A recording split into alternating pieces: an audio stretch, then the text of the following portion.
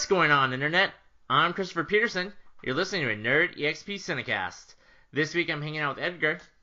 Hi, good to be back. Guillermo. I am here. Andrew. Hello. If this is your first episode, you're in for a treat. If you're a returning listener, thanks for waiting. Each time we gather, we talk about movies. One movie in particular drew us all back into the podcast life. Talking about Star Wars Episode 7, The Force Awakens. I thought we were talking about Return of the Jedi. You told me about... What is this, cheating? They're practically the same movie.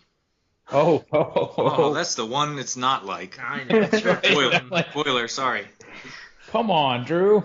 In all honesty, if I recommend everybody go see this movie immediately if you haven't seen this. I think that what we're going to discuss, we'll try and be spoiler-free at the first couple minutes, but really, this podcast is meant to be in your back pocket for after you've seen the movie and then want to hear some of your own thoughts that go. Send us questions and just kind of hear what we have to say about it. Yeah, I think that's an excellent point. I think one of the, like we all talked about it at the beginning, this kind of drew us back together because it's kind of one of these movies that have a, you have a reaction to it and you want to talk about it. So that's, I think, one of the best things that this movie does and did so well, and why really anyone, whether you're related to Star Wars or not, should definitely go see it. I think it stands on its own, but it's definitely more appreciated, even if you are a lover of the Star Wars.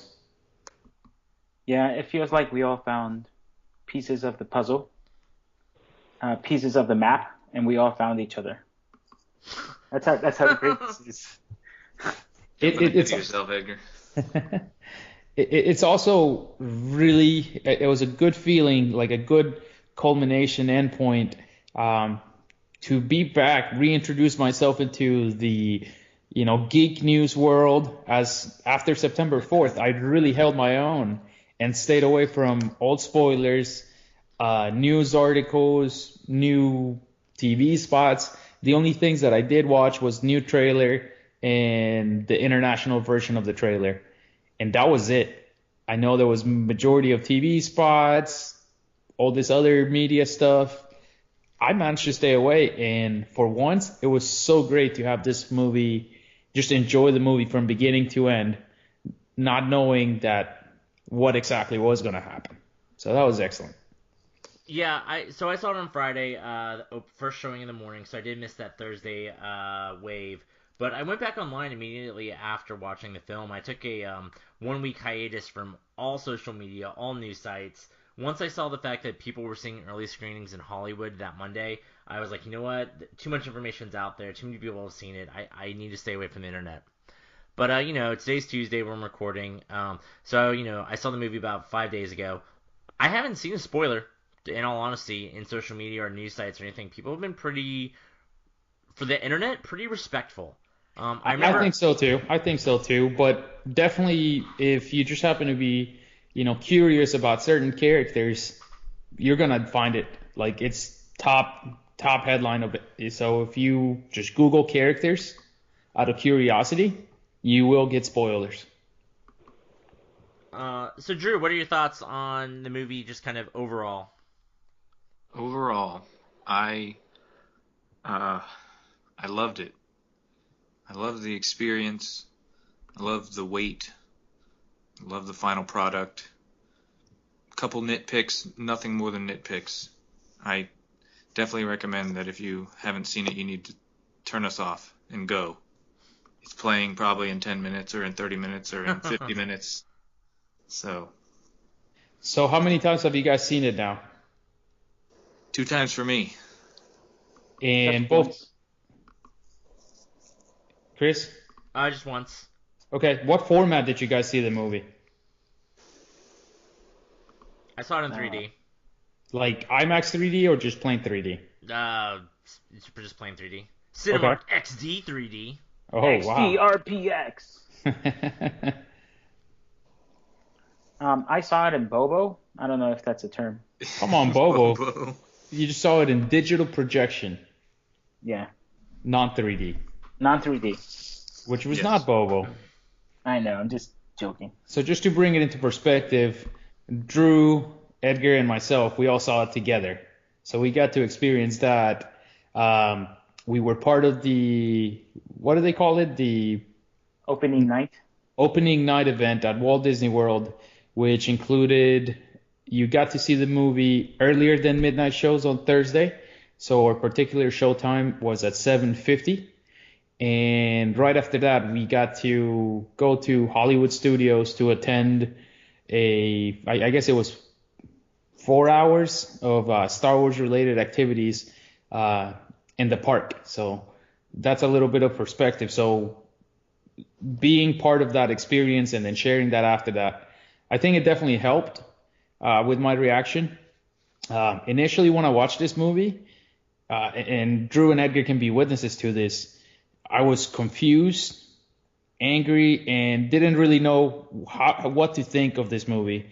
And I've heard and talked to a lot of people who have seen it, and it's been a while since a movie just kind of made me just keep to myself. It had such an impact on me. Well, exactly. That's exactly it, Drew.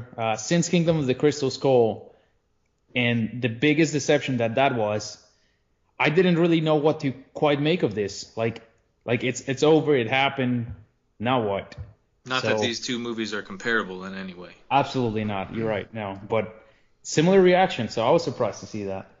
Yeah, I think kid gloves are off from here on out. Let's stop beating around the bush. Let's dive head first into all spoilers. So again, if you haven't seen this movie, which judging from the box office numbers, everybody's already seen it. That's right. Excellent. Full spoilers ahead. I love this film. I don't know exactly if we want to do this chronological order or what, but my initial reaction, and maybe this will be a huge debate, is that this movie is actually better than every Star Wars movie that came before it. Hold on before you start yelling at me. It is acted better. It's a trap. It has the story's just like New Hope, so whatever. I mean, those are very similar. But the characters are more likable than, Han, Luke, and Leia. The difference is this is one movie that we saw a week ago, as opposed to the original trilogy, which is actually 3 movies, which we've been loving for 30 years. I think this film was perfect and was everything that fans could have wanted and needed from the franchise going forward. Wow. Glowing review from Chris Peterson. Wow. Does anybody have any negative review? Well, hang on.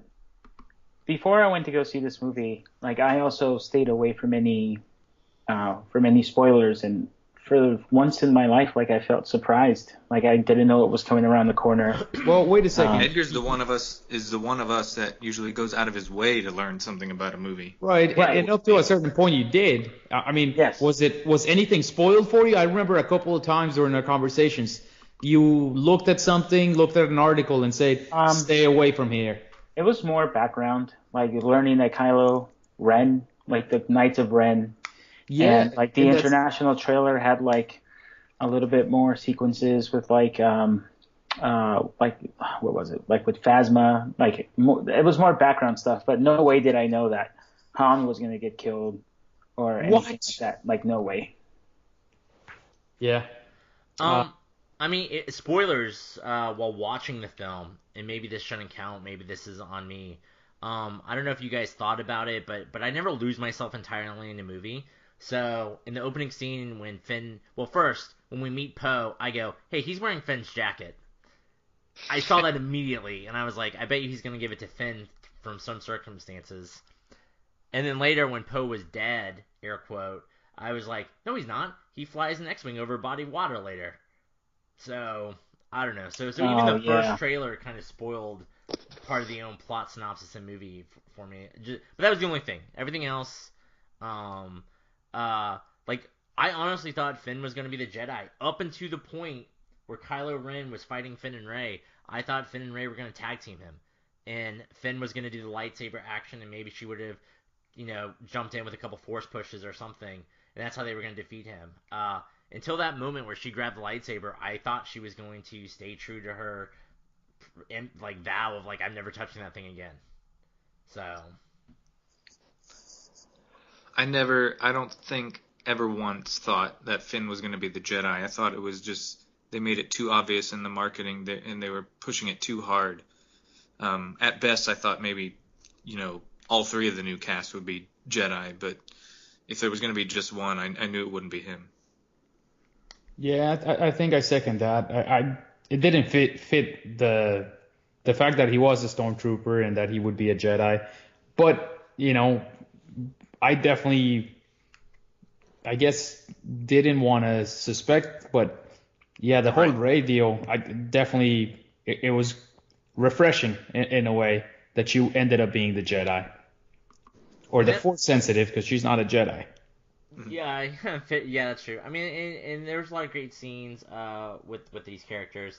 I think Finn and Rey were perfect, and as much as I might harp on the movie as being very similar to New Hope, these characters, Han, Luke, Leia, are not necessarily like repeated in Finn, Rey, Poe. Like, yes, there's aspects of each one of those characters in the new generation, but they're not cookie cutters to where you look at it and go, hey, Rey's the new Han. Like, she's a Han-Luke mix. Right. Finn's really not anyone, I wouldn't think. No, he's like the Chewbacca of the trip. He is a funny guy. Mix, right? Yeah, he's a funny guy. Oh, I mean, that's another thing. This movie was so surprisingly funny.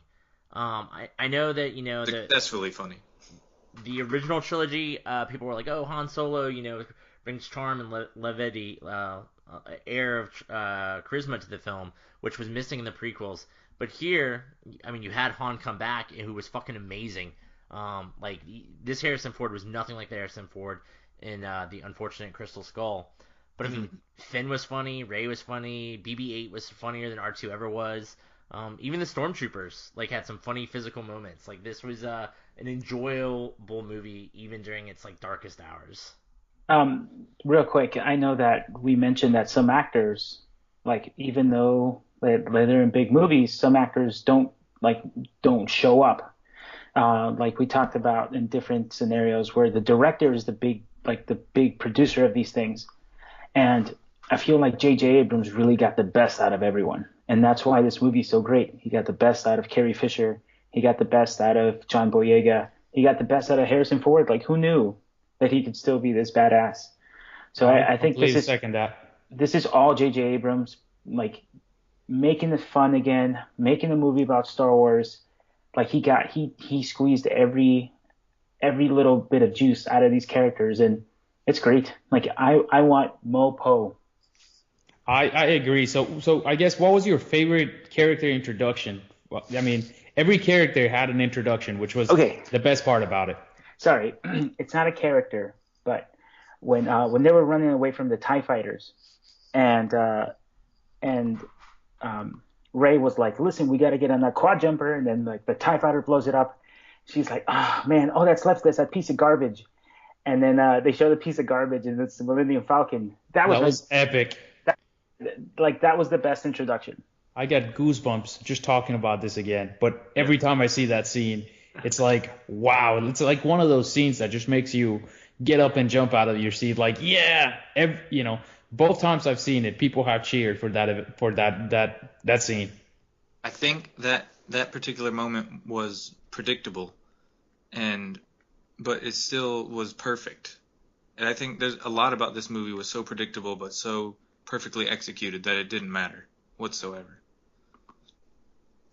Yeah, I mean, I thought Han and Chewie had the Falcon. I will say the second they said that ship's a piece of garbage before they panned to it, because they said that and they're like, never mind, go to the garbage. When they said that line, I was like, oh, that's the Millennium Falcon, and they're going to be there in 2 seconds. Yeah, but the funny thing is, when they run by it, heading towards the quad, you see it's obviously the Millennium Falcon. You see it, as they walk by it first. So it was pretty cool that people didn't notice it, I guess. But of course, after you watch it again, you'll see it. It was obvious. It was the Millennium Falcon. We just missed it. your question about character introductions, I think Edgar had the best answer. I would honestly say none of the characters were introduced well. I definitely love this movie, but I think I guess Rey's character was introduced the best. But I mean, they were just kind of there until they started interacting, and really until they started interacting with each other. Like Finn by himself is just like, hey, I'm a stormtrooper. I don't really want to be a stormtrooper. Oh well. But it's when he starts talking to Poe that he really comes to light, and especially when he starts talking to Rey. And Rey is very much the same way. When she's by herself collecting salvage, whatever, she's, she almost feels like Anakin working as a slave again. And I know she's not, and that's the only time I would ever say anything remotely like that. Her introduction reminded me of the beginning of WALL-E, where Wally's riding around collecting garbage and not talking. Yeah. I mean, it's only when she meets BB-8 that she starts to have a personality, and I think Right. you need those interactions between these principal cast members to really bring light to them. I mean, one nitpick would be Poe and Finn became friends way too fast. But maybe you could say the same about Han and Luke. Yeah, but I mean, listen, they almost died together. I think I heard a lot of that criticism, like those two characters all of a sudden are bros, but they fought together and almost died together. So, and they both thought that each other had died. So that's I think the bond that you see in it. But I agree. I agree. It was, I'm glad it's one of those friendships that I can't wait to see more of. Oh yeah, absolutely. And I think it was great. And I think once you throw that aside, it's fantastic. I will say though, Finn had the goofiest scene as far as I was concerned when you see Poe like just destroying through TIE fighters and Finn's on the ground. He's like, "Who's that amazing pilot?" Yeah. That is the best pilot, which by far that was an epic scene. Just finally seeing, when you hear about, oh, he's the best X-wing fighter, in the original Star Wars, you hear about, Antilles is the best pilot, Luke Skywalker is the best pilot, but all you see them is do normal things, and then here comes Poe Dameron, and it's just killing TIE fighters or exploding TIE fighters, killing stormtroopers just from the X-wing, and it is amazing. That sequence was just epic for me. So definitely Finn's reaction was just excellent. It just kind of ratified the fact that we just saw one of the best X-wing, X-wings. Yeah. Hey, Yeah. Did the opening scroll fake you guys out when it said Leia sends her best pilot? I was like, oh, Han. It's gonna open with Han. And it's like, oh, I guess Han's not her best pilot. No, that didn't fake me out because of Star Wars Celebration. I agree. That was like one of the 3 reveals they mentioned in that Force Awakens panel was that the whole movie begins with Leia sending Poe on a mission. Gotcha. So like at least Guillermo and I we knew going in that I mean of the 4 of us, obviously there were more than just Guillermo and I at Star Wars Celebration, but yeah, like we knew going in that there was that. And also based on the comics, there was, there was some mention of, being the Dameron family was strong pilots, strong fighters. So it didn't surprise me. One thing though, I mean, I haven't revisited or, all the opening scrolls from the previous movies, but this one just seemed like somebody wrote it in a rush. Like there was no, it wasn't poetic. It just kind of was like, here's fragment 1, fragment 2, fragment 3, movie starts. Like it felt so quick. They're all like that. I rewatched the films before watching this. They're all very choppy. Okay. This one seemed maybe a slightly more simple, but yeah, it's not. There's not too much of a difference.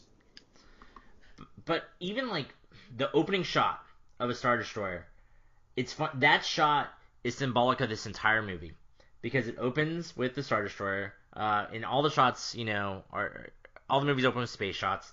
And then, that shot is famous in the films of panning the camera sideways as you see the Star Destroyer. But this does it from underneath. And I think that speaks to exactly what JJ did throughout this entire film was, what do you know about Star Wars? I'm going to give it to you, but slightly different than exactly how it was done before. And I think that's one reason why this film works. Because it needed to reinstill people's confidence. People were so pissed off and burnt out from the prequels that they needed to reestablish that, hey, this is Star Wars. And they gave a Star Wars movie. I mean, we don't necessarily have to go through all the plot beats, but like Poe is like Leia, gives information to a droid, and then sends it out, and that droid needs to go back to him. And then, I mean, all the characters are analogous to who they were before. Han's the new Obi-Wan, Luke's the new Yoda, and then like Ren's obviously Vader, but he's almost the anti-Vader. Like Vader is stoic and control and just sits there with no emotion on his face throughout the entire trilogy, even when he kills the Emperor and dies. He doesn't give a shit about anything. But Kylo is like, getting pissed about everything and his emotion and is raw. And then you can say that's because he's not trained and stuff. But I think that's, exactly what they did. They gave you what you knew and what you expected, which is a slight twist. He's what Anakin should have been. He was so Anakin. Like, yes, I 100% agree with you. He felt like Anakin pre-Vader.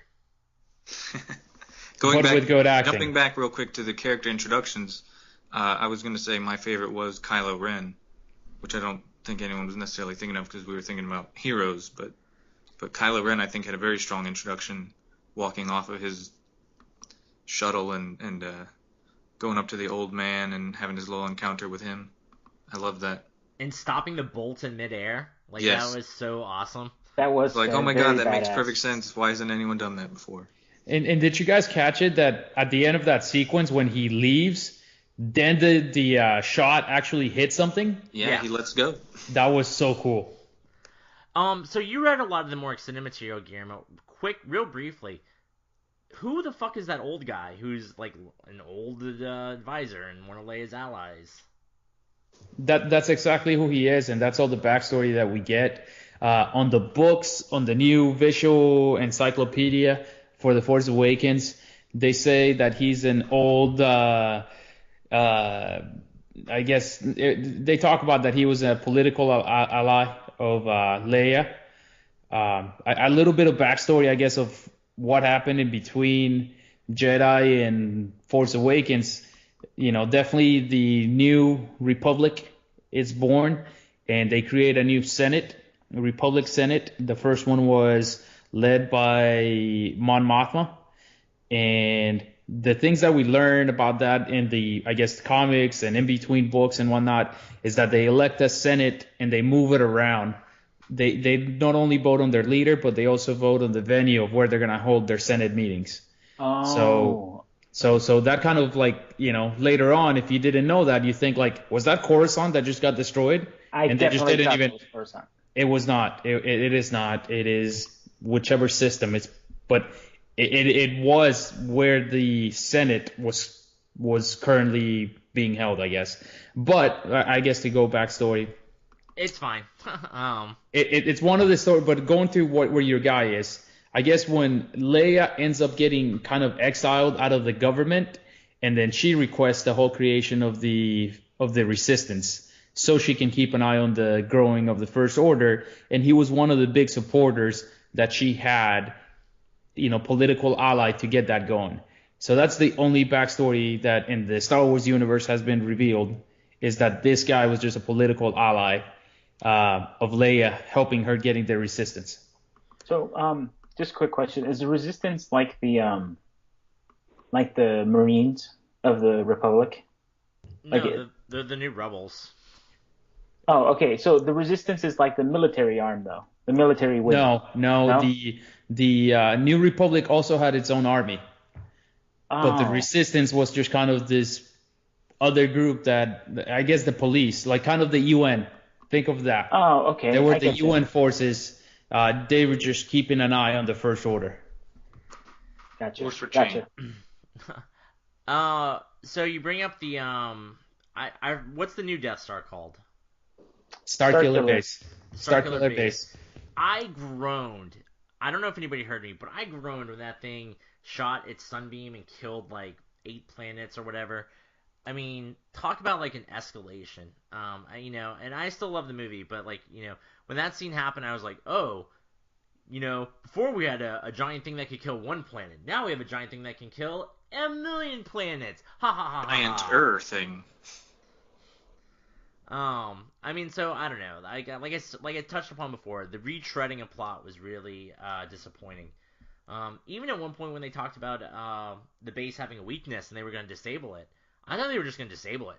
I didn't realize that them disabling it meant that it was going to blow up completely and be a big spectacle.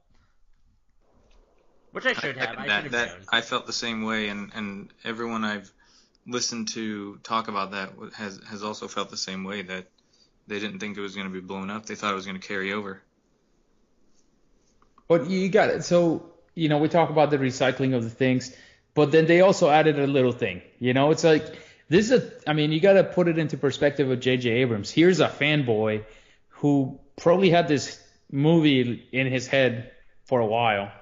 And, how can you make the Death Star better? Well, make it a whole planet. And I thought that aspect was very cool, and refreshing, new. The fact that now this thing is a planet as well. Yeah. But I mean, it was still great. It was still great to see them fly. One thing that I thought was really funny was the X-Wing pilots. They even had a new Porkins. They had a new fat X-Wing pilot. To carry slightly overweight. I don't think he was quite a Porkins. He won't have a name like Porkins. So I thought that was great. So many great scenes. I feel like I've dominated a lot of the conversation. Is there anything that you guys want to call out, like just kind of round table, that we haven't touched upon yet? I loved Finn. Like, I thought he was a very charismatic and magnetic character. I loved how, like, he said, "Droid, please," right? That was real funny. And how he told Han that he was a big deal, and then Han calls him a big deal and all that stuff. I liked his interactions with Han a lot. I also liked when Han was like, "Yeah, women find out the truth," or and he's like, "They always find out." And that was cool because, I mean, that's relatable to everyone. It's just not, galaxy far, far away. Like, that's relatable. Yeah, absolutely. And even him calling out Han Solo instead, and he's like, "Solo?" You just call me Solo? No, and definitely great. Chewbacca. I mean, this is Chewbacca's best movie ever. The character was giving chances to interact. His reactions to everything that Han was saying was epic. Plus, eventually we're going to get there. The final scene that we see Chewbacca, just take the bowcaster and shoot Kylo Ren.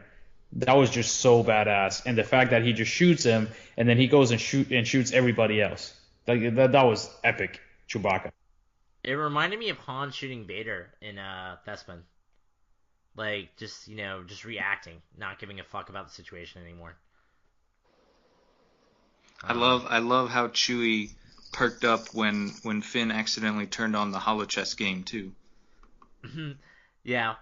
My favorite Chewie scene was when he and Han first meet Finn and Rey, and Finn goes, "The war hero?" And Rey goes, "No, the smuggler." And Chewbacca's like, maybe yes, maybe no. Yeah. What about you, Drew?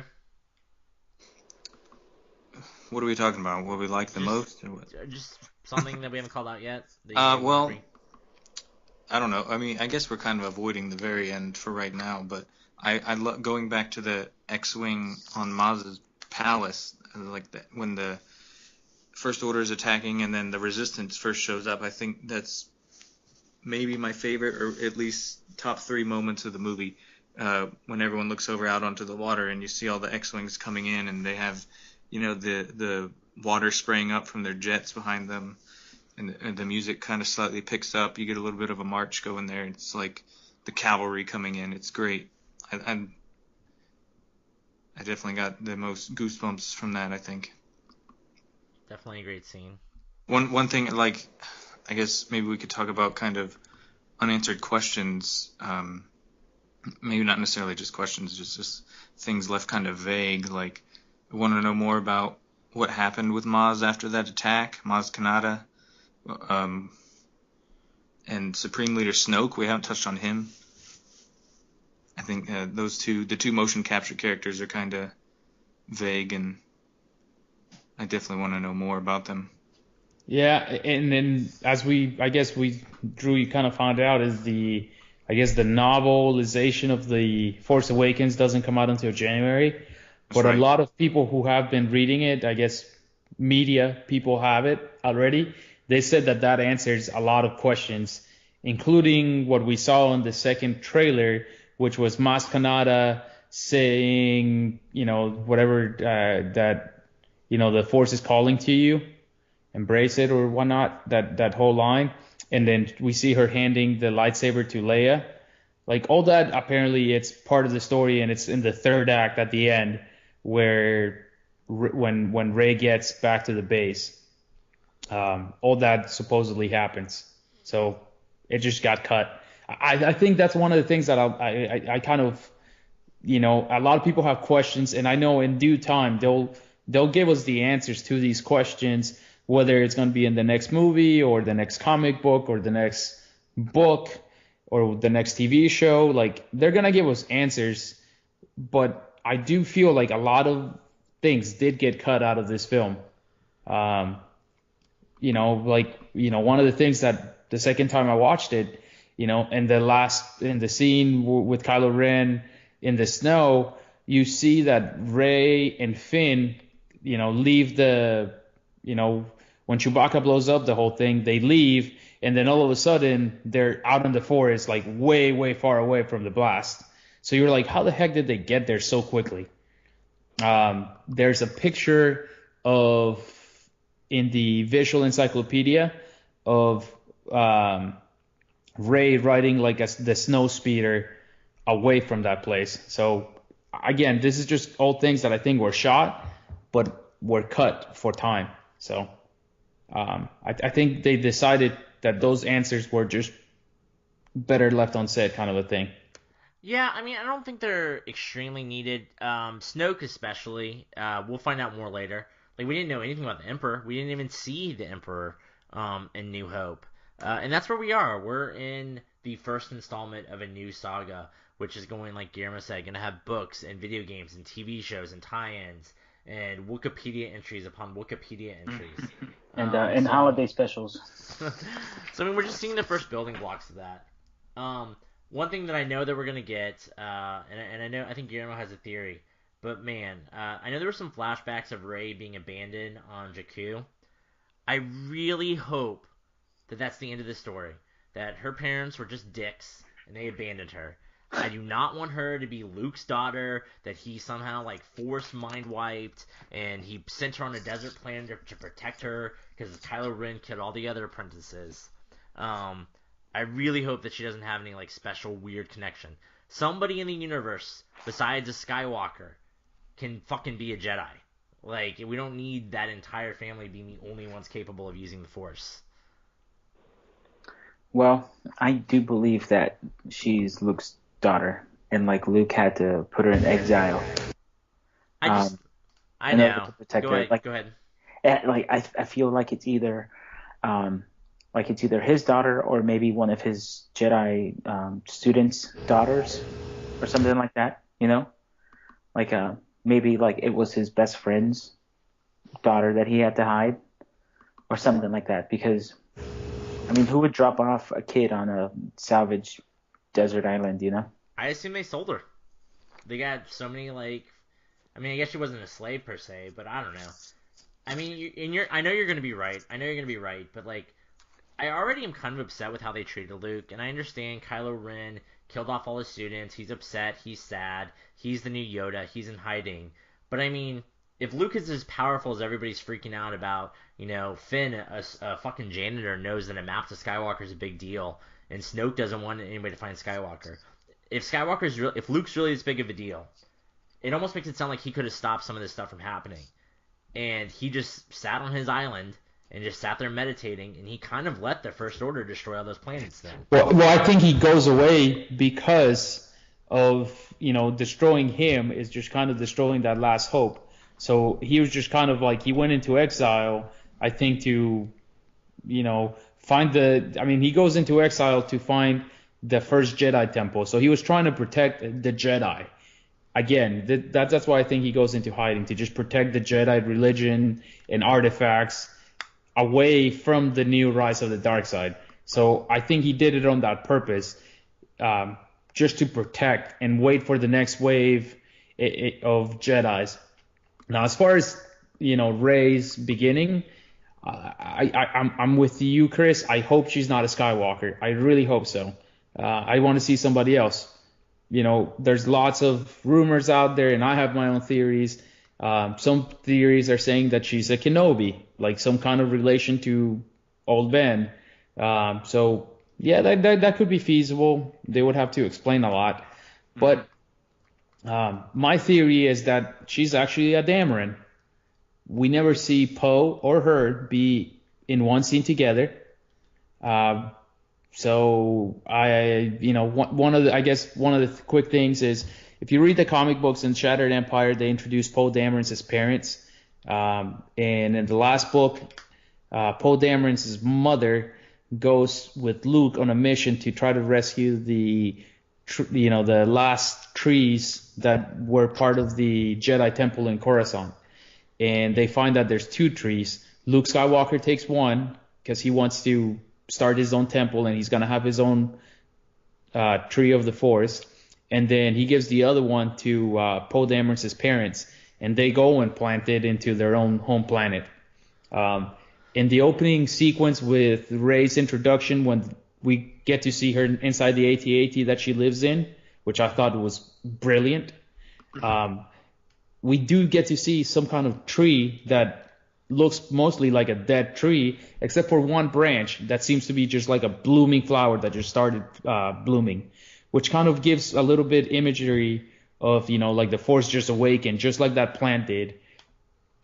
So that's the connection that I see, that, the next movie, they're definitely going to reveal to us that Poe Dameron is the older brother of Rey.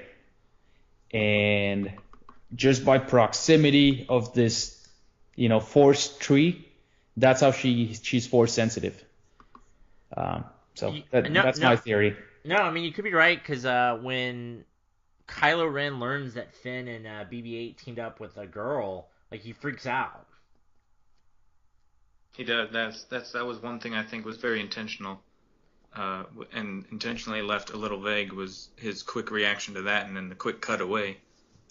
And also the the first interaction between Poe Dameron and Kylo Ren, do I talk first? Do you talk first? Which, again, super funny. Just kind of gives a hint that there was a relationship between Ben and Poe. Maybe they were childhood friends, and this was kind of there's no there was a familiarity already there, and it's totally feasible that the Damerons and Poe, so maybe the Damerons during the rise of the First Order get killed, and now there's 2 orphans. One of the orphans, Leia and Han Solo, take with them, which is how Poe Dameron becomes, Leia's most trusted pilot. And then Luke kind of gets entrusted with Rey as a young kid, but he has to abandon her when he has to flee. So I think that would be a great story of reintroducing a new family and giving importance to all these comic books and books that they've written on the side. Just giving importance to that. The only funny thing about that is, and it'd be so in keeping with his first movie, if you're right, is the fact that a hidden brother and sister were split up, and the one that becomes Force sensitive lives on a desert planet, while the other one's given to a royal family. They are played. Maybe you're right, and I would prefer that to her being a Skywalker, but they're plagiarizing themselves in that theory again. I think so, and we don't find out about it until the second movie. Maybe. Kylo Ren. Oh, go ahead. Real Drew. quick, I almost think it might be possible that J.J. Abrams and Lawrence Kasdan, when writing The Force Awakens, didn't make a decision on where Rey is from, and they could possibly be leaving it to the next writers that are taking on these movies to kind of fill that in. That's pretty clever, but knowing how like there's the story group of Lucasfilm, it's just those 4 key players. Right. I think they hold the keys. It's not the directors. It's those people know the story of where they want to take it. Let me just make a quick point. Is that when Kylo Ren was interrogating Rey, like he sees in her mind of her thinking about an island in the ocean. So that's how I think those two are linked together, like Luke and Rey. Is that Luke was on that island and Rey like imagined it or force visioned it. So I think those two are connected somehow. I like the Dameron angle, but I think they're gonna make it real easy. I think it's very possible that Luke may have been kind of pulling some strings from behind the scenes in all of this too, especially following Rey, kind of keeping an eye on her. Maybe not to suggest any connection, any family connection, just that, he knew she was force sensitive. All right, so because here's my theory on Luke. Kanata tells her, Luke could come for you. Like, your family won't come for you, but Luke can. So. Here's my theory on Luke. I mean, we definitely see in the map. If you guys saw the map, there's a bunch of stops that he made along the way, right? The people, or one of the people who are given importance and probably we'll see again, is this Maz Kanata character. So my theory about Luke is that Luke and Maz Kanata partner up to kind of smuggle all these kids or survivors of the Jedi Temple massacre to different places. And that's the whole way that we see Luke kind of jump from planet to planet to planet, dropping all these Force-sensitive kids. And if they play that angle, I mean, I can just only imagine Episode 9 just having a full-on Jedi against Knights of Ren battle. And I really do hope that they go that route where there's multiple Jedis against multiple Sith or that's happened before, man. That's happened in Attack of the Clones, and that sucked. And no, absolutely no. There was only one Sith in Attack of the Clones. No. Like all the Jedi's fighting against like robots and but we never seen this, Jedi lightsaber against lightsaber, man. That would be an epic scene, like one of those that you always remember. Just a sword fight, like a gigantic sword fight between characters that hopefully we'll find out more about. Lightsaber battles, to switch topics, and I agree with everything you said, Guillermo. Well, to an extent. Like, I think that just the idea of Luke abandoning the kids instead of just taking them with him on his super secret, I'm going to hang out on an island for 30 years, or whatever, 10 years, and train. If nobody knew where he was, he could have just trained with the kids. He didn't have to, hide them and scatter them across the galaxy. Maybe he thought, I was abandoned on a desert planet and I turned up. Yes. Lightsaber battles. Return to form. Broadsword combat. No, I didn't see a single flip, and it looked fine. It didn't look slow or methodical. Like it looked like it made sense. And I was really surprised that Kylo Ren made use of the funky hilt blade. Well, they definitely needed that. But so that way it wasn't just visual. It was great, yeah.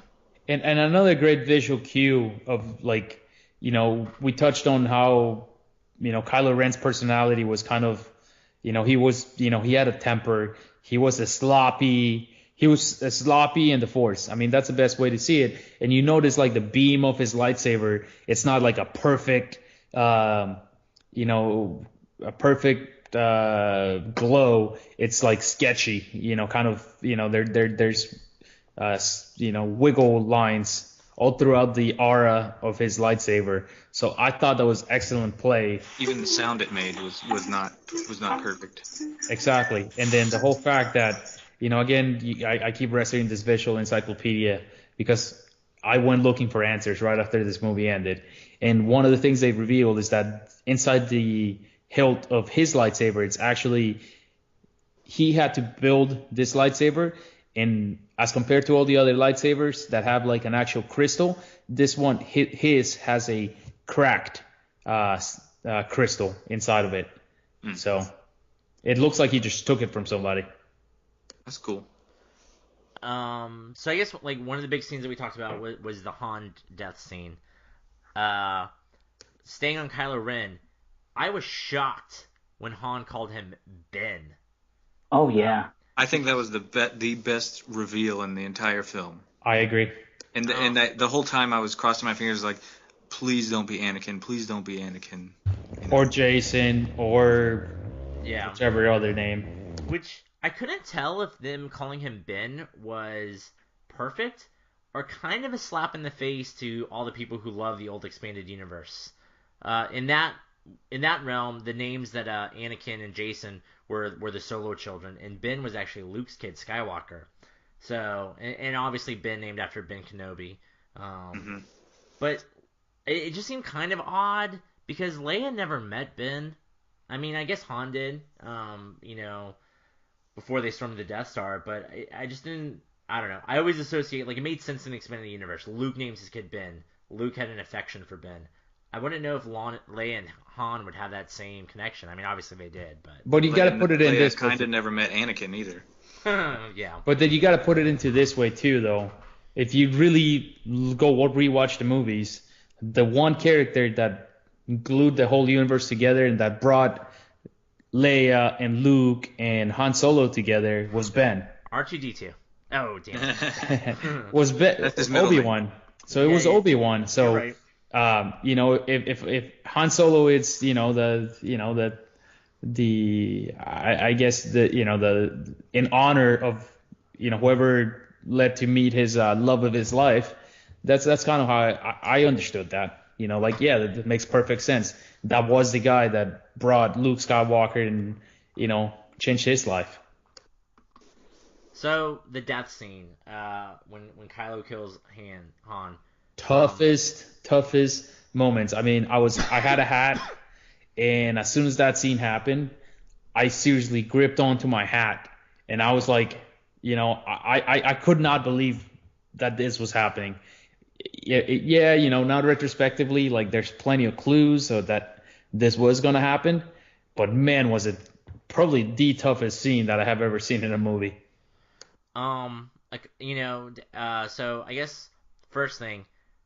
When Kylo kills him, when the sun goes out, so melodramatic. The light literally dies. In Kylo himself, just as it dies in the world around him. That was perfect. But did you think for a second that Kylo wouldn't kill him? I thought so. That there could be a chance that somebody else was gonna die. As Han, they were trying to save Han from getting killed. But yeah, I did think that Kylo Ren was just kind of flip sides for a second and then betray them later. But I was hoping for that at least. I thought it was a possibility. Never was convinced that it was going to happen. But yeah. I think it wouldn't have played out as well, to be honest. And then I don't actually believe this. But do you think there's any chance that Han is actually alive? Like he's pulling a Gandalf? Like he got stabbed, no way. No way. Han is dead. Yeah, I don't think so either. Yeah, I don't think Star Wars would ever do that. Harrison Ford is finished with Star Wars. He came back and went out on top. Now his death, I mean, it was beautiful. It was, it was great. But man, that did not do justice to the great character that he was. He should have had a greater death, in my opinion. The fact that he falls down the endless pit. He has no burial. No one remembers him as here's General Solo's funeral. That's where I had a problem, and that's out of that scene. I walked out of the theater angry. I was angry. I'm like, and I that. Yes. I mean, the guys, everybody was like, what's wrong, man? I'm like, let's go. I was so emotionally hard, It was so emotionally hard. And then one of the things, it's like, why did they have to do it? I mean, I get it. They want to, they wanted to eliminate one of the characters, make it mean something. But I'm like, why Han Solo? So to this day, I still struggle with it. Just knowing that this movie was so great and that there's going to be more. But unfortunately, I'm not going to get any more Han Solo, Harrison Ford Han Solo. I read an interview with J.J. Abrams today, or a little snippet from his interview, and he mentioned, like, from a writing standpoint, what one thing they had to do with Kylo Ren to make him more formidable than Darth Vader was to have him kill somebody really important. And they did a hell of a job. They chose Han Solo. They did a hell of a job. I agree. I mean, I could care less about this Kylo Ren guy, and then he killed freaking Han Solo, and now I hate him. I hope freaking somebody stabs him to death. I hope he gets cut in half and burnt. And gosh, man, I wish the worst for the guy. I think Guillermo, you might be missing something with Han's death. Unfortunately, I think to an extent only Kylo Ren could have killed Han Solo. That he was scrappy and lucky and can talk his way out of everything, and because it was his son, he let his guard down. So, and he wanted to believe that there was still light in him. Mm-hmm. And that's why he fell. I believe I agree. I mean, the way they did it was, as I said, beautiful. But man, they could have picked another character. Send Leia and Han Solo to retirement somewhere in Tahiti. Sure. Kill Chewbacca. Like, as much as I hate to say it, kill Chewbacca. I would have been okay with that. But I think they didn't kill Chewbacca because Chewbacca dies in the expanded universe. I think that they are making a conscious decision to do stuff differently. Chewbacca sells toys. I like the idea of Chewbacca becoming close with somebody else too, like Rey. I really like. Sorry, I haven't talked in a little bit. I really liked Kylo Ren because he was so conflicted. Like he needed a father figure, and unfortunately, like Supreme Leader Snoke was his father figure. And he wanted to like prove himself to Snoke. So, I mean, I love Kylo Ren's character of being frustrated and like taking his lightsaber, which is supposed to be a noble weapon, and like slicing stuff up. And it was so cool. Like I love how conflicted Kylo Ren is. And he's he has the most potential out of all four of the new main cast to be a really great character. I know, like especially when Snoke is like, oh, and that's something that was revealed really early too, was when Snoke mentioned that Han Solo, your father, and he's like, Han Solo doesn't mean anything to me. It's like, wow, that's really early. Yeah. Like they introduced him as Han Solo's son like really early in the movie. I mean, the opening sequence talks to, like that they, about the family, and he had some kind of relation to someone just out of the first scene in the movie. Does what's his name call him Ben at the beginning? Max Vance. No. Max von Sydow. No. Nobody says it until Han does. Yep. Or I think he mentions like, I know you by another name. Yeah. Or I used to know you from another name. I knew you before you were Kylo Ren, or before you joined the Knights of Ren, or something. I really appreciate Adam Driver. Like I think that Adam Driver was an excellent casting choice in this, because I've only seen him in Girls, and he's excellent in Girls, portraying like this broody, awkward character, and he carries that over really well. I really hope. I agree with Guillermo. I hope Ben dies, whatever. Kylo Ren dies. I do not want another salvation story. Vader got saved by Luke's love, and Luke teaching him that he was good. Blah blah blah. I do not need to see them save Kylo. I hope that he is an irredeemable character, and he stays a villain until the end of the series. I hope that now how Snoke's character. I really do hope that Kylo Ren goes to training, and as soon as he goes to training with Snoke, he kills Snoke. I really hope that happens. And that'd be interesting. That would definitely shock. Because he wants to be most powerful. That's right, and he actually does it. Just like, Vader almost did it, but this guy will do it. I mean, it's the big glaring hole in Kylo Ren's whole worshiping Vader. Does nobody tell him what happened over the Battle of Endor? Did they not mention that Vader technically died a hero? Though I disagree. I think all of his atrocities, all the years, don't wash away just because he killed the Emperor, who he was planning on killing the whole entire time. But in the Star Wars universe, he died a hero. He died saving Luke. He died on the side of light. He becomes a Force ghost, which the way they present it, only good can become a Force ghost. It sounds like. So it just seems like such a gap in Kylo Ren's knowledge base. As far as we know, though, from what's on screen, Luke is the only person that knows that. I mean, it makes total sense that he would tell at least Leia, but there's no evidence that he ever told anyone. That's fair. That's a good point. That's definitely fair. So what do we want to talk about that we didn't like? Is there anything? I didn't. Go ahead, Edgar. When I first got out of the movie theater, Drew and I started talking about parts that we didn't like, and one of the parts that I don't know if you still find this true, Drew, but when Han and Leia are talking about their failures as parents, and it's like, well, he had too much Vader in him, and that totally slowed the movie down, to a screeching halt. And Han Solo was like, if Luke couldn't do it, how am I going to do it? And she's like, well, Luke's a Jedi and you're his dad, and go save Ben, or go save him. All that was kind of contrite, I feel. I agree. That was my least favorite part of the movie. I think it was the most scripted feeling moment in the entire movie. It was exposition for exposition's sake.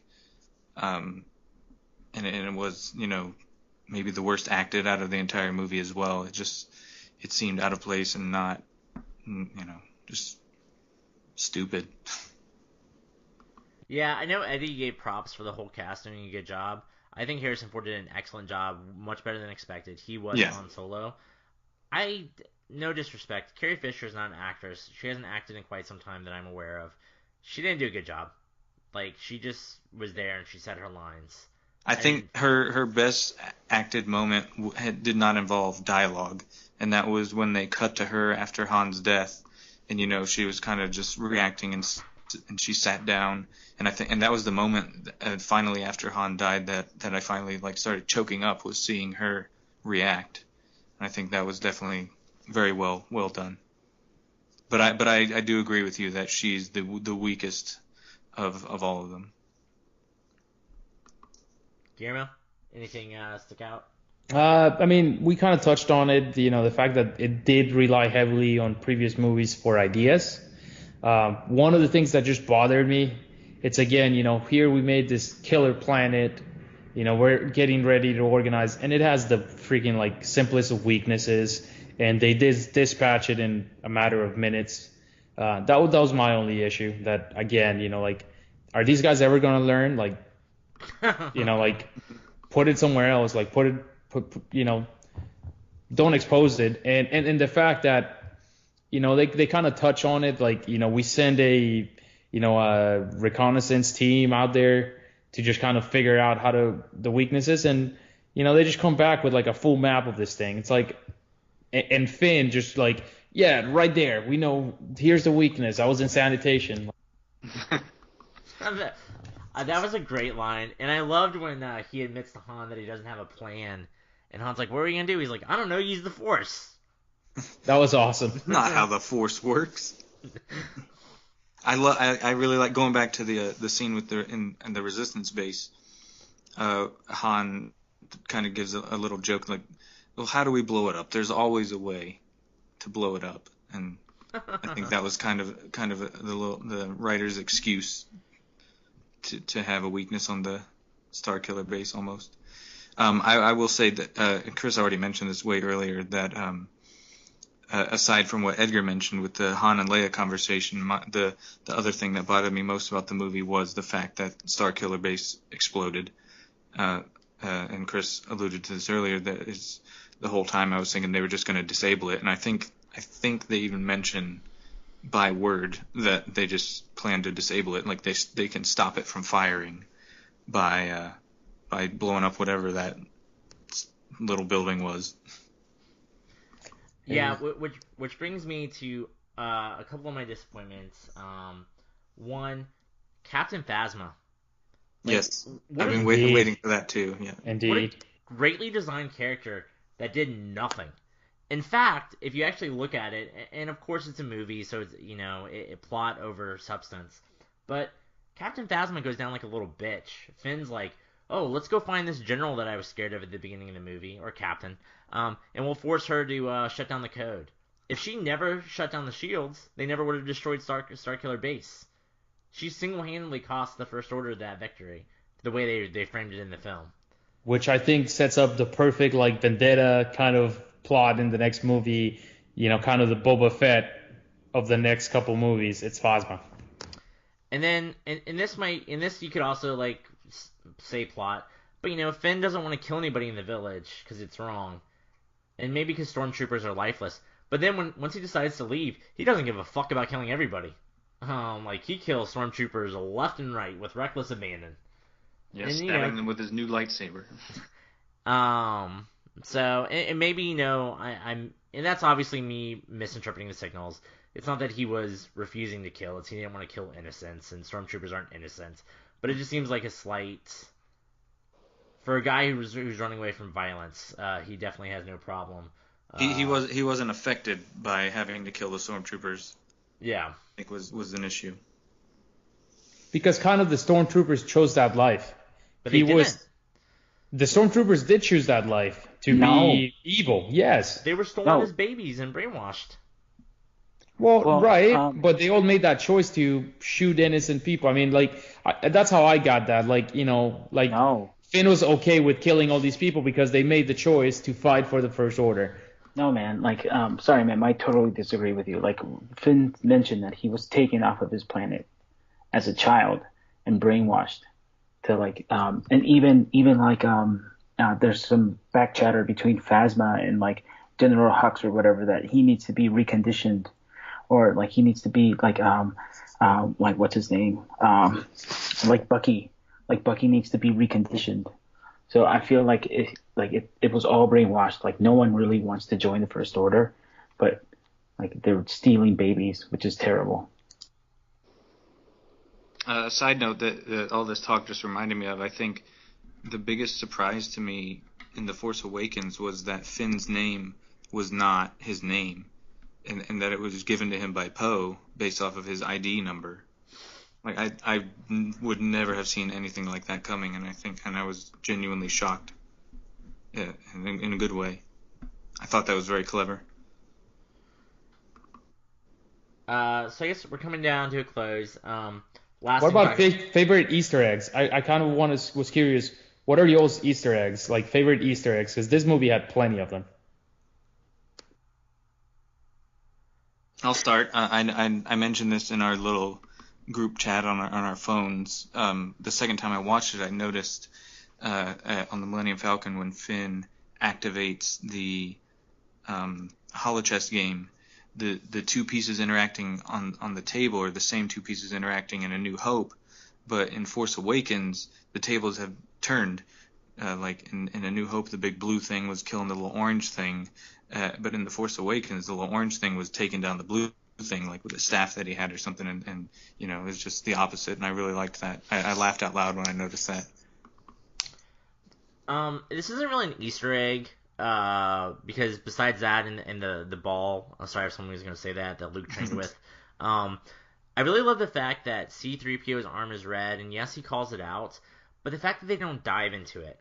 The fact that this movie is what this movie is, and even as ridiculous as the fact that I forgot her name, but Alien has Luke's saber, Luke's Mascanada.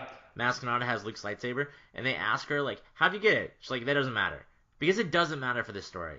And I love the fact that we don't know every little thing that's happened since Return of the Jedi, and that we'll find that stuff out later. Yeah, I can get behind that. That's a good point. Just real quick, one of my favorite Easter eggs was after the movie. Uh, like I was like, what was Simon Pegg's character? Like, because I remember he mentioned that he was a character, and then I found out that it was the guy that was bartering with Ray, and I'm like, oh, that's so cool. Like The I'm gonna guy have who to stole watch the it again. Millennium Falcon. Yeah, like that, like that's Simon Pegg, and I'm like, oh, that is so cool. Did you guys catch Chris kind of touched base that the C-3PO red arm, like they didn't touch on it. Did you guys notice that the end sequence when he's waving the Millennium Falcon, he has his gold arm back? So he has both gold arms? No, No. I totally Yes. missed that. Absolutely. Me neither. I didn't. Yeah, well, worth a third and second watch, guys. Pay attention. I was crying, Memo. Okay. So last scene with Luke, there was a second where I thought the movie might end without showing him, where the last scene might be Rey and Chewbacca and R2 going off in search of Luke, and that would kind of be the end of it, kind of like Empire. To be honest, I would have been happier with that, I think. I would have too. Luke just standing there in that weird shot. That camera rotated like The way helicopter too many shot. times. It actually doesn't even do a full rotation. Like I know the second time going in, it's like a half rotation. And not to defend it. It just was still silly, but yeah. Are you guys for real? That last shot was excellent. Like with the music swelling up and Luke like taking off his hood and the beard and his hair, and he was just so somber, and then Ray like It was very crying. Yeah, it was We very were speaking specifically of the very, very last shot of the helicopter spinning, at least for me. I think that specifically that one aspect of it was very not Star Wars. Oh. But God, that was so beautiful. Like that last shot was so perfect. Like I want to see it again just for But that last scene. I do like but maybe about the point when Kylo was fighting Rey and Finn, I was like thinking Luke hasn't shown up yet. If he doesn't show up now, I don't think he should. Like it's just pointless and wasted. And then they did it. So And then he doesn't speak. So he doesn't even speak. I was shocked that he doesn't speak because Mark Hamill, I mean, he has kind of high billing for a guy who just stands there for 30 seconds. Well, Guillermo, any thoughts? they spared no expense. No, I actually did love this, the fact that we got to see Luke. I mean, I think I would have been like, what the hell, where's Luke? So I honestly love the fact that we got to see at least, even if it's him just looking at the camera. Plus, let's be real. I mean, the reason we see him is because Rey goes looking after him to give him the lightsaber that kind of started everything. If you really think about this lightsaber, this is the lightsaber that connects the entire universes, prequels, originals, and now the future. This is the lightsaber, kind of like the ring of Lord of the Rings. Like this is the that artifact. So you guys saw it twice. So please correct me if I'm wrong. Not a single mention or reference or Easter egg to the prequels. I actually caught one. They mentioned clones. Clones is mentioned in New Hope. I'm not going to count that. When Maz Kanata is mentioning about the different evils that have risen, she spoke to the Sith. She spoke about the Empire, and then she spoke about the New Order. So that was one that I caught. Was that she mentioned Sith? The one use of the word Sith was maybe one of the most disappointing aspects of the movie to me. So I really have just never gotten behind that word. The fact that it was never mentioned in the original trilogy. Sith happens, man. Sith happens. There's no identification for a dark Jedi. That's just what they were. They were the dark side of the Force. I think they did it just because, again, let's speculate a little bit. This is going to play a big role into who Snoke is. So I think that's why they reintroduced the word the Sith. And I think, I honestly think Snoke is not going to be Force sensitive. I think he's just some evil motherfucker. But one way to excuse Maz Kanata using the word Sith is that she's really old, and she's been around for a long time. So maybe they'll say the word Sith was used, in prequel era, but just not used, in the modern era, I guess, in the original trilogy era. And Maz Kanata being, 1,000 years old or whatever she's supposed to be, that she would know that word, and when most people wouldn't. Good point. Does anyone think it's odd that Finn's in a coma? Like, do you think he'll actually spend any time in episode 8 comatose and then come revealed, like, halfway through, or episode 9? Like, it just seems like an odd... Like, if he's awake in the first second of episode 8, it seems like an odd decision to put him in a... It's the Han and Carbonite. It's I know. The repetition of Han and Carbonite. I do think he'll be comatose, maybe not the entire movie, but at least for a small portion. They had to make sure that he didn't go with Rey.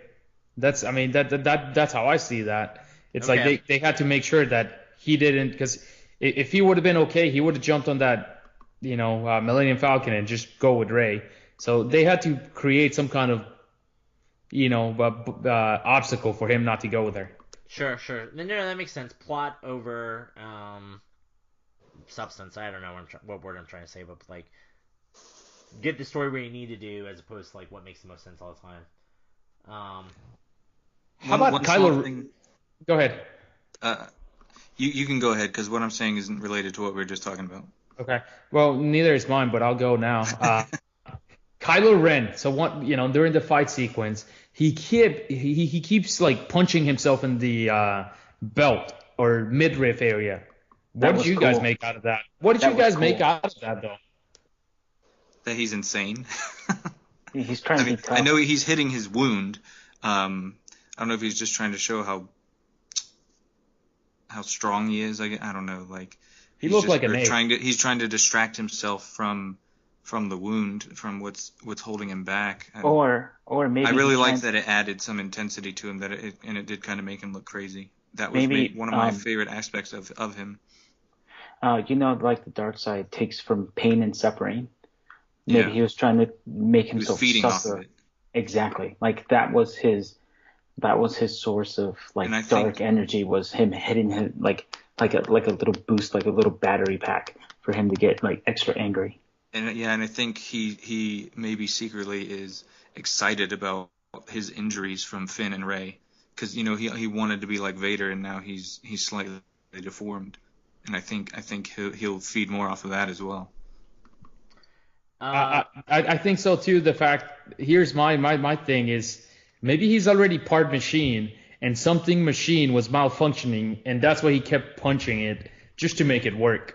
Like, honestly, I think his midriff, just the way that costume got put together, I think his midriff is trying to protect some kind of robotic mechanism that... Well, the one argument against that, I think, would be that he was bleeding. Like, they show the blood and the snow coming from his wound.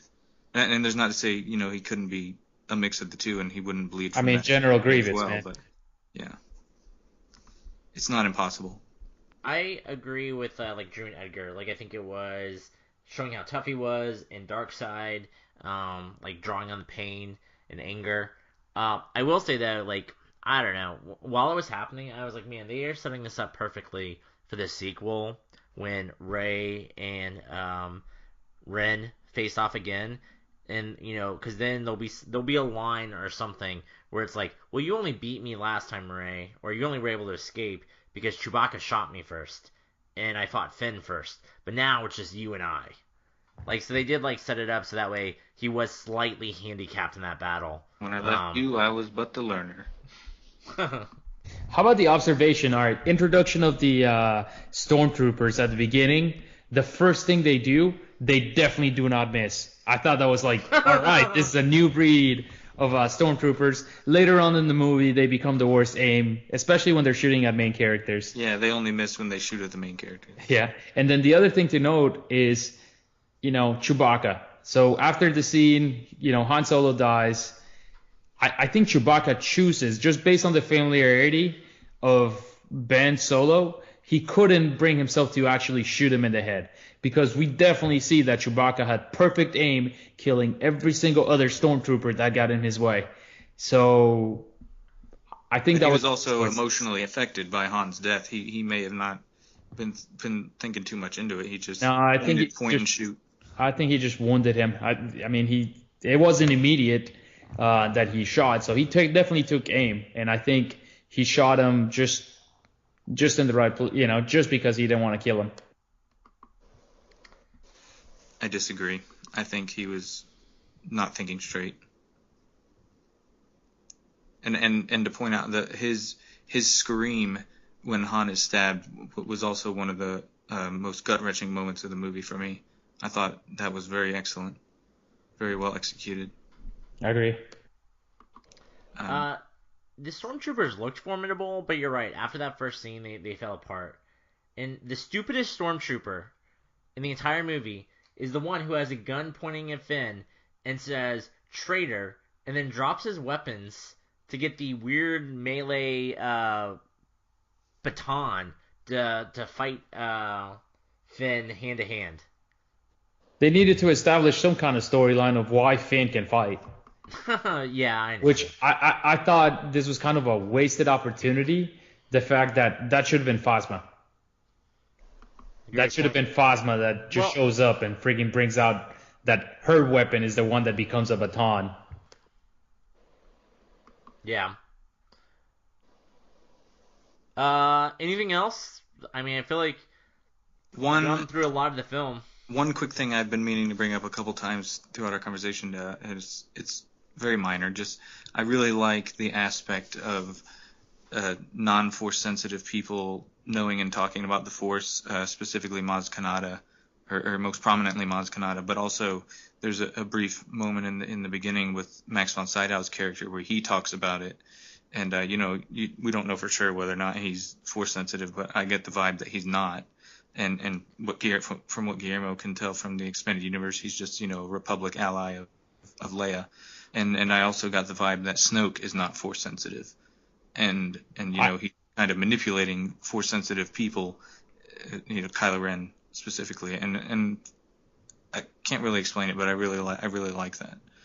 I think this is going to be the Wizard of Oz reveal when we find out who Snoke is, and we are actually going to see Andy Serkis. Oh no! I do think not. I mean, Andy Serkis in makeup. I do think it's a possibility because I think they could leave it up to the director's choice, Ryan Johnson or Colin Trevorrow, whichever, to do motion capture or not. I think Andy Serkis would probably fight against it because he loves motion capture, but I do think from what we can see of Snoke, it was kind of unnecessary for motion capture. It definitely could have been successful with just makeup and prosthetic. I wasn't necessarily disappointed by it, and I'm fine with him being motion capture, but like with Maz Kanata, it's kind of necessary. She could have been a puppet as well, but motion capture worked for her. I need to see more of Snoke before I decide necessarily whether he requires it or not. Yeah. Maz Kanata was great. Great character. Her and the glasses and calling Finn out on his bullshit and kind of pushing them along was fantastic. One thing about Maz, I think that was missing, that we could still see more of eventually, but like the fact that she runs this palace with, I'm assuming, smugglers and criminals, like we never really get to see a tough side of her. I think she definitely would require that in order to be who she is or who she's alluded to be, in the fact that she's running that palace. Wait till you see Star Wars Anthology Han Solo. Right. Or Yoda. Aw, two little midgets. Yeah. And I really thought it was funny that she, and she might have been just joking, but had a crush on Chewbacca. She's like, I love that Wookiee or something, That was excellent. That was so funny. Oh, that was cool. Anything else from you guys' side? I can't wait for next year to get Rogue One, because that opening sequence of just stormtroopers and that war setting, that was so excellent. I cannot wait for Rogue One. And they just knocked it out of the park. Exceeded every single expectation and more. of anything I could have wished. This was the first time that we, as a generation, our generation, got to experience Star Wars without knowing what was going to happen. So we got to be, from the get-go, kind of experience what the people from 1977 experienced. So, man, I can't wait to see more from this universe. They're doing it right. All right. Well, thank you, Edgar. You're welcome. Happy to be Memo. back. You got it. This is a good episode. Thank you, Drew. Anytime. And thank you out there for listening. I hope that you enjoyed this episode and that we were able to help you with your Star Wars IQ. Definitely check us out. Leave comments wherever you're listening to this. Rate, hit us up on Twitter with what you thought of Star Wars. And send us any questions that you might have or your own crazy theories. All right, guys. I will catch you in a year when Rogue One comes out. Good night, all. All right, may no. the force be with you. No, I May mean, the Force be with you. I'm sure we're gonna talk about like Deadpool and stuff, right? That's right around the corner. Level up, friends.